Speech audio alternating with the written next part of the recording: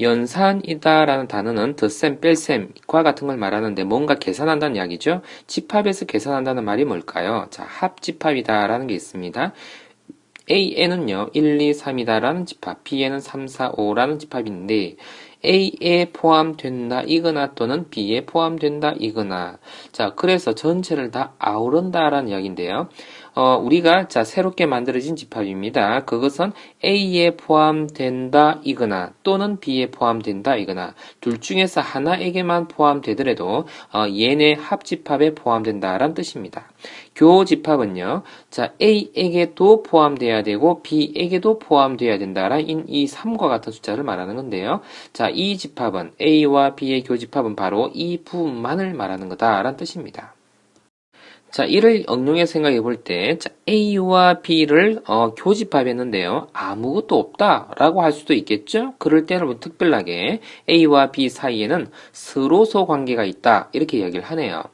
자, 그리고 또 우리가 좀 더 응용을 해봐서, 자, A와 공집합을 그러면 합집합하면 어떻게 되겠죠? A에게 포함되어 있는 원소 또는 공집합에 포함된 원소. 공집합에는 원소가 없잖아요? 자, 그럼 어떻게 해요? 그렇죠. A가 되겠죠. 자, 그리고 교집합이다라고 한다면 A에게도 포함되고 공집합에도 포함되고 둘 다 포함되어야 되는데 공집합에 아무것도 없어요? 그럼 전체는 어떻게 되죠? 공집합이 되겠죠. 이와 같이 우리가 응용해 볼 수 있겠습니다. 자, 이것도 한번 볼까요? A와 B를 합집합했는데 그것과 교집합했다. 합집합이면 원소수가 좀 더 많을 가능성이 높죠? 자, 그렇죠. 합집합을 했는데와 교집합을 했다라는 말은 어떻게 해요? 바로 A가 되겠다. 이렇게 우리가 응용을 해볼 수 있겠습니다. 얼마든지 응용해 볼 수 있겠네요. 그러한 성질들 몇 가지 중에서 중요한 것을 하나 또 한번 생각해 보겠습니다. 자, A와 B의 합집합을 했는데 공집합이다. A에게 또는 B에게 포함된 것을 다 아울러 봤는데 공집합이다. 그 말은 무슨 말일까요? 그쵸. A에게도 공집합이어야 하고 반드시, 그죠? B도 반드시 공집합이어야겠다. 이렇게 우리가 판단되어지네요. 이렇게 우리가 많은 것을 응용해 볼 수 있겠습니다.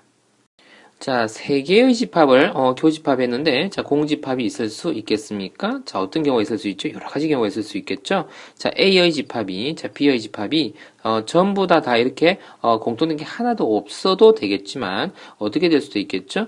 A와 B가 이렇게 어우러져 있는데, 그죠? 자, C가 별도로 떨어져 있는 경우도 우리는요, 세 개의 교집합이요, 공집합이다라고 할 수 있겠습니다. 우리가 조금 더 생각을 더 해주면 좋겠네요.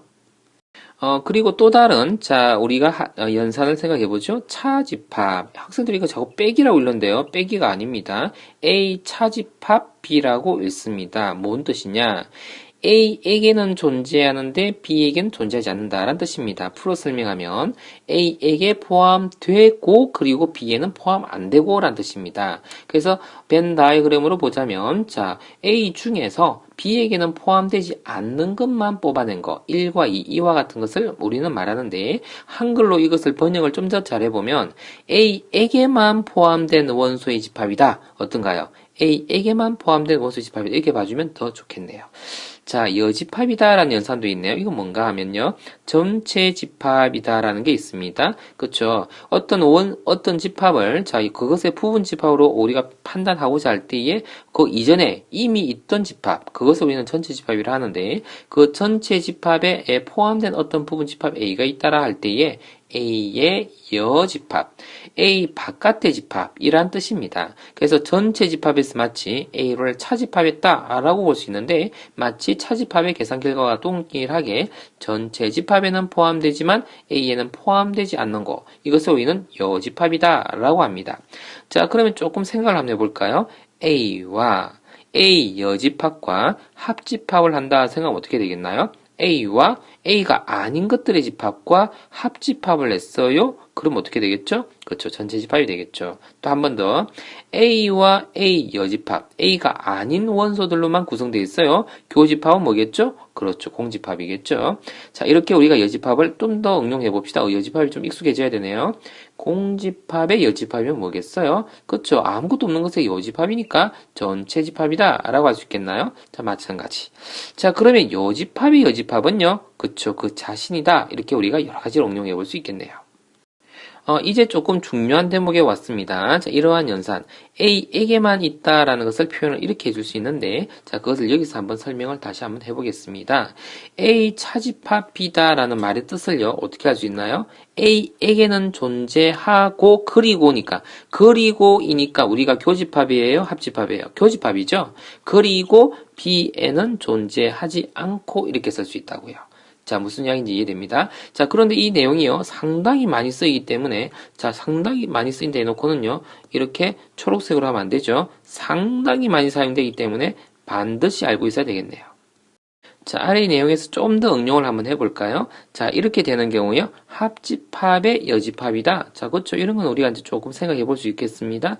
어떤 A라는 집합이 있고, 그쵸. B라는 집합이 있습니다. 라는 것에 합집합이다. 라는 것은 이 안쪽을 말하죠. 그죠? 자, 그러면 그것의 여집합이다. 라고 하는 것은 그쵸. 뭐겠어요? 이 바깥쪽을 우리가 상상할 수 있겠죠? 자, 이렇게 여러 가지로 우리가 응용해 볼 수 있겠네요. 비슷하게, 자, 이것에 대해서도 한번 생각을 해 보겠습니다. 역시 우리는요, 자, 전체 집합을 상상해 봐야 되는 거고, 자, 그리고, A라는 집합이 있다, 그리고 또 B라는 집합이 있다, 이렇게 상상해 보겠습니다. A의 여집합이다, 어떻게 생각해 볼 수 있겠습니까?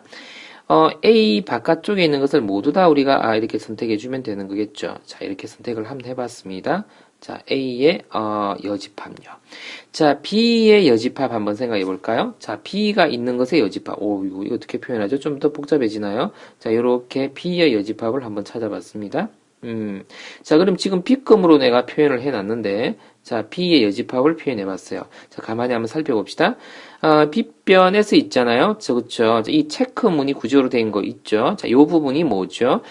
공통된 교집합 부분이다. 이렇게 상상할 수 있겠습니까? 자, 그럼 교집합 부분을 지금 잘 한번 정리를 한번 해보면 어떻게 됩니까? 요렇게 되는 구조에 대해서 이 바깥쪽에 있는 거, 자, 이거 둘 다 색칠되어 있는 부분 보이나요? 그쵸?